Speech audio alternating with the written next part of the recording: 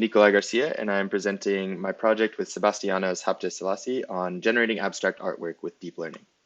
Now, the motivation for this project was to use the deep convolutional generative adversarial network, abbreviated to DCGAN, to generate artwork, abstract artwork. Now, the motivation comes from the DCGAN, which is very popular in the field of generative machine learning, has commonly been used to create portraits and landscapes, images of celebrities or hand-drawn characters in the MNIST dataset. And we wanted to see if we could use this DCGAN to create something that doesn't have the figurative representation that something like a landscape or portrait has. Now, a couple inspirations for this project. On the left, you see Robbie Barrett's art DCGAN, which was really a pioneer in generating artwork using the DCGAN. So you can see here he's generated landscapes using a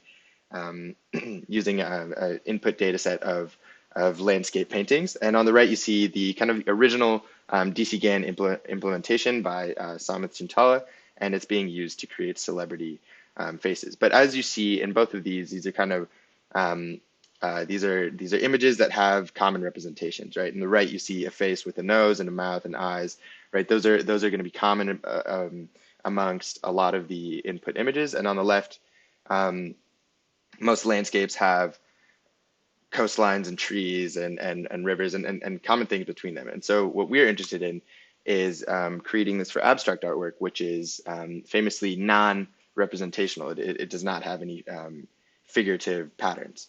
So here's the architecture for our GAN, like a typical GAN. It has a generator and a discriminator, and at the bottom you see kind of the architecture for the flow. So the generator is generating, in our case, generating 64 images, and then we pass those 64 images alongside 64 images from our input data into the discriminator, which tries to classify them as real and fake. And so the idea being that the generator and discriminator are both improving, and as time goes on, the generator is able to accurately generate artwork like the input data.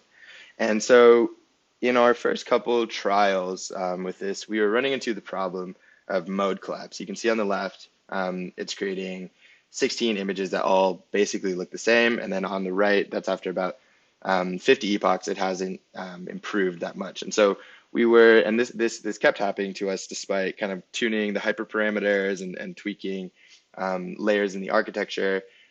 And we were interested in, we thought that it was a problem with our data set. As I mentioned before, abstract artwork can be very different, right? You see on the left only a couple examples that they are all vastly different, and there are no common patterns among them. And so what we did was we chose 150 images from our abstract data set, and we did some heavy data augmentation. So you can see here, we flipped each image and then mirrored it and then flipped and mirrored it and rotated it, giving us 5 images from that original image. And then for each of those 5 images, we passed a 128 pixel by 128 pixel frame over the image to create several smaller crops of the image. And so that was able to give us several hundred images from each of our original 150 abstract artworks. And the outcome of this training on this new data set is the following, which we are very proud of.